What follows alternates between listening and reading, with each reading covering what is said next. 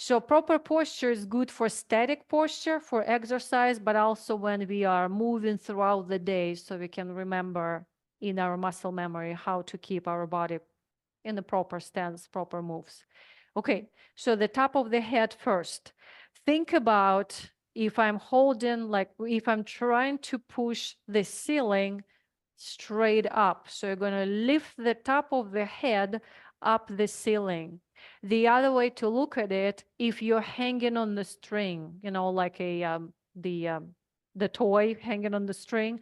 So it's like the spine becomes your string. So instead of standing relaxed fully, I'm going to say, imagine you're hanging on the string. So that means you're pulling the top of the head or the pushing the ceiling away from you. Make sense? You can carry the book. Okay. Sometimes you see it in the movies, Barbie movies, right? Yeah, some people like that comparison. Imagine you've got fishy hand or somebody shows fishy hand right in front of your face. You're going to do this. Ooh, right? Yeah. Does it smell? You're going to say, that's stinky. So what you're doing is you're pulling your head back. I'm going to say that very often. Pull your head back. Chin. But the problem with tucking the chin, if you can see me, this is tucking the chin. So it kind of might look like I'm bending my neck. Okay. Right. If there's stinky hand in front of you, can you see how it looks differently? Watch my neck and my shoulders. I'm repeating it several times. So what it helps from my head, I'm going to check my shoulders. When I put my, imagine stinky hand, I'm going to roll my shoulders back and down. So checking the shoulders, very important, especially when we do all the arm moves. So I'm showing you that my relaxed back is pretty much kind of slouching. Not just going to put my head back, I'm going to roll my shoulders back and down. Make sense? Yeah. Sometimes I say is put your shoulders in the back pocket. So like with us as females, we wear bras. That's where the back pocket is. It's this tiny back muscle that is going to keep your shoulder blade down. So when you lift your arm overhead or bring it sideways, it's going to keep your shoulder in the right place. Very important to prevent injuries. Make sense?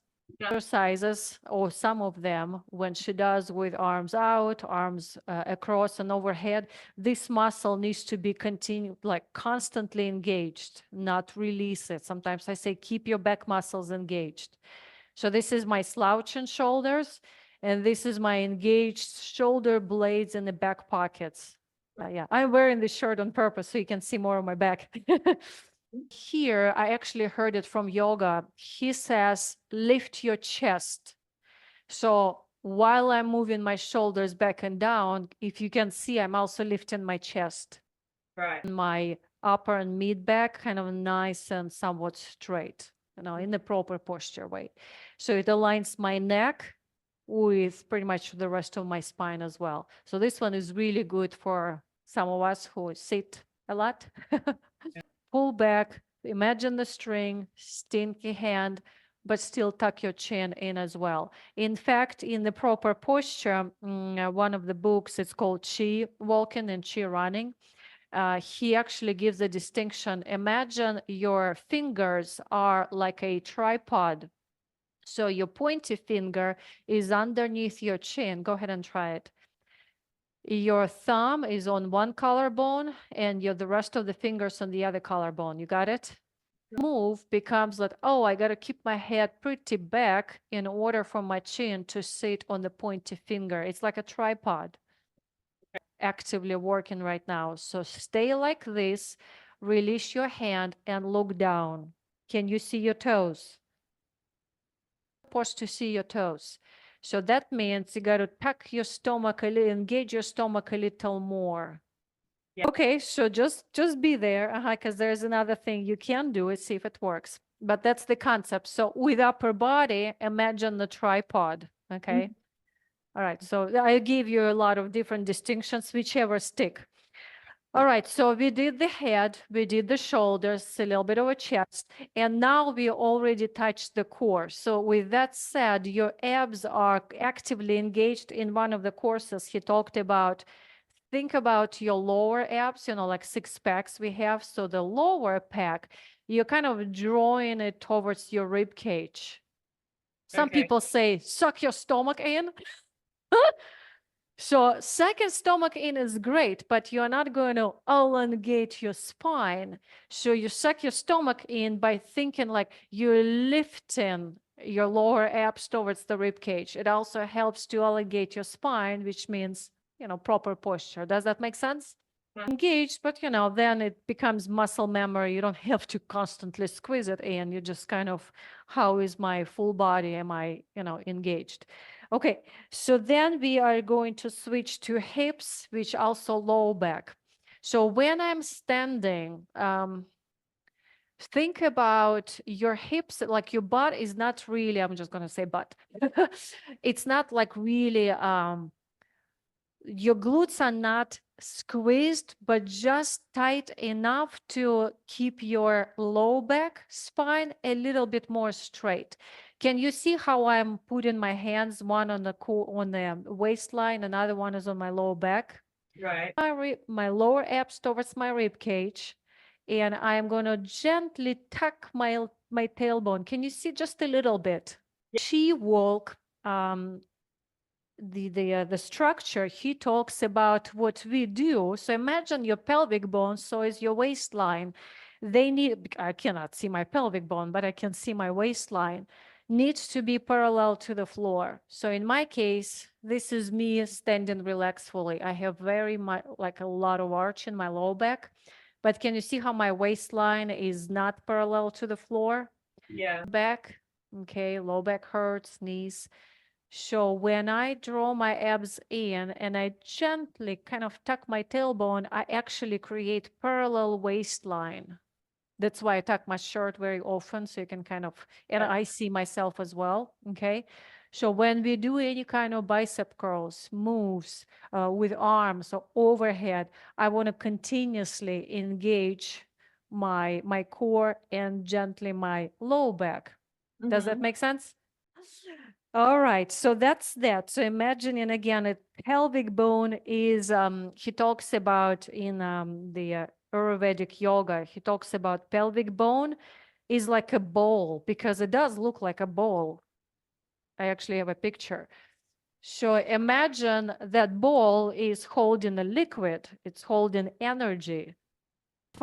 If I pivot it a little bit, that means the energy or the water is going to pour. So I'm going to engage my muscles in order to keep my pelvic bone like a nice standing ball to keep my energy in, or the liquid, in a human example. Okay. So next is the knees. That's actually really important for walking, but also exercising. Very often I'm standing right now with my knees straight. Can you see it? Yeah, harder on the knees. Some people walk with knees straight, or when we walk, we throw our legs in front of us. That's painful on the knees in the long term. What we want to do, watch my knees.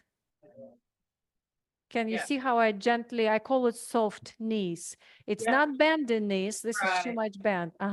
Just soften your knees enough to, the same with elbows. When we lift lateral raise, I am not going to keep my arms straight. I'm actually going to slightly bend my elbows. Can you see the difference? That's our knees. I hope you're practicing while I'm explaining. The least very important, in fact, for the back too and low back. When we stand, when we perform exercise, so I noticed maybe very many people, this is how we stand, right? What you want to do is to bring your feet in or toes in. In our fitness that we're talking about, you almost kind of have to feel like it's a bare feet, bare stance. So that means the parallel feet means when you're squatting, in fact, you want to see your knee between the second and the third toe. Okay. So the other way to look at it is like the center of both feet are standing on a robe. Make sense? Like, for example, if this is a robe, the robe on the floor, or like a string, Yep. is right on top of it. Two parallel to each other. Make sense? Yeah. Your feet under your hips, 1 foot away from each other, which is pretty much that, right under your hips, since we all have different body widths. In here is we are using gravity to keep proper posture. So when I squat, my body weight, my body is using larger muscles to play with the gravity, or if I'm doing something on one leg in the future. Okay, does that make sense? Yeah. For daily activities, for walking, real quick, the summary.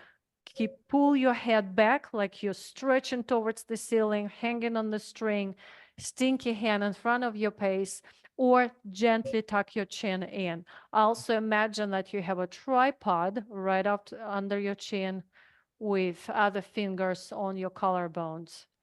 So also shoulders back and down, chest lifted, shoulder blades in the back pockets. Thinking about the lower abs, lifted towards your chest or your rib cage. Gently tuck your tailbone in to keep your waistline parallel to the floor, which keeps pelvic bone muscles engaged. Soft knees, feet right under your hips. And actually, in fact, sometimes I gently spread my toes for a little better balance. Whew, that's it. Any questions?